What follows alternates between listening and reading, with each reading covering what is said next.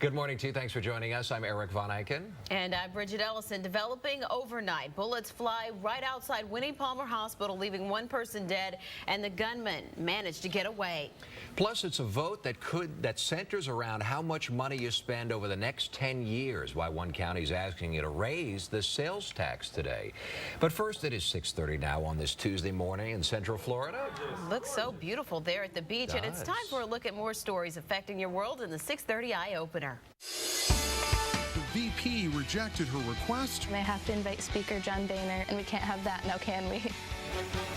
It is becoming a bit of a trend, guys, asking celebrities to the prom, including the vice president. Wow. This girl had higher hopes. In 15 minutes, the letter she sent Vice President Joe Biden and how he responded with 2 gifts and even a free trip for her. But first, we want to say good morning to Troy. Good morning, Troy. Very warm morning. Oh, yes, warm. A little bit more humidity rolling in today. The big story in the coming days will be the heat. Are you ready for mid and upper 90s? No. I guess we have to be. Yeah, it's coming. Crank up that AC. No turning back. Nicole Pasecki busy with some trouble in Volusia County this morning. Nicole, what's happening out there? Yeah, Troy, you said it. We're going to start off in Volusia County, where we do have an overturned semi in the distance. Coming up in the next 10 minutes, we'll take a look at all the toll roads across Central Florida, let you know how they're moving. Thank you, Nicole. And at 6:34, happening right now, officers are working to get some surveillance video that could show what led up to a deadly shooting that happened here next to Winnie Palmer Hospital. People at the hospital say they could hear gunshots as police swarm that area. Now they're hoping that witnesses and the victim can help catch them here. The focus of the investigation is at the corner of Sturtevant Street and Lucerne Terrace, which is also near Orlando Regional Medical Center. Local 6's Amaka Ubaka is live there right now. Amaka, witnesses are telling you that road rage could be a factor all of this. Why do they think so? Well, Eric, it's because witnesses saw both groups arguing with each other. Don't know the ages of the suspects. Eric? So, Amaka, you had 2 groups here, one on foot and one in the car. Do we know if these groups knew each other?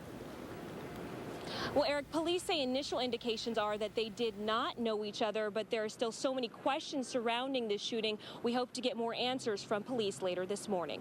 Eric? And we will follow this throughout the day, Amaka. Thank you.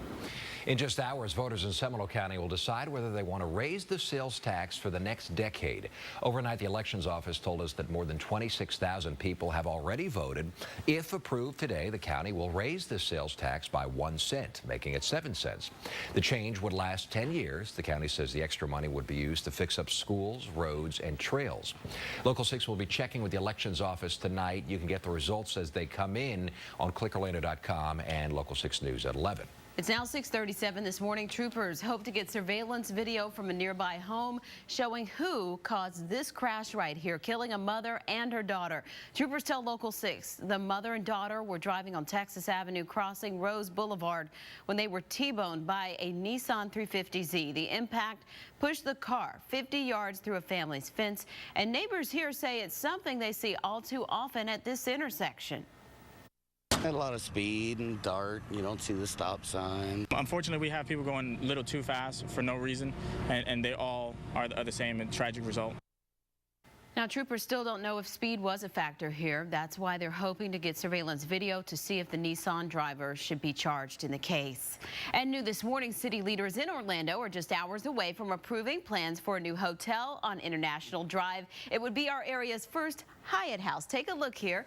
This is a closer look at the renderings. Hyatt House is an extended stay version of the company's hotels with a focus on business travel. According to today's agenda, it would have 175 rooms and be built at the corner of I-Drive and Municipal Drive near Fun Spot.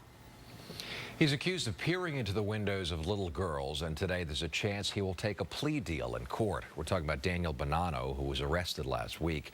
We told you how he's arrested for the same crime back in November. Today he's scheduled to enter a guilty or not guilty plea, but court workers are telling us there's a chance he could take a plea deal. We'll let you know what happens. In just hours, the state fire marshal will be in Ormond Beach searching for the cause of a fire that left this damage at a storage facility. A viewer sent us video from early on when you see the smoke was rising out of a few units yesterday. In all, 14 units were destroyed, causing $100,000 worth of damage. Nobody was hurt, though. And turning to weather now, you know, it's going to be another warm day, but I think the temperatures are still going up. Yeah, I think we should check in with Troy to see just how warm it is going to get today. I know we're headed toward the 90s. Now, coming up in the next 10 minutes, we'll take a look at how things are moving over in Volusia County. Bridget. Thanks, Nicole. At 6:40, they're words many of us use every day, but they weren't officially a part of the dictionary until now. In 5 minutes, new words joining selfie in the lineup of new words for Merriam-Webster. Eric? And Bridget, also ahead, this new video of a frantic rescue at sea as a brand new yacht on the water for the first time. You see here capsizes in 7 minutes. What triggered this? But first, a story that has a whole lot of you talking on our Facebook page. Students forced to use play money in order to just use the bathroom. Nobody should have to pay to use the bathroom. It's all part of how they manage the classroom. Next, why the district approved this curriculum and how parents say the fake money system is leading to potty accidents in class.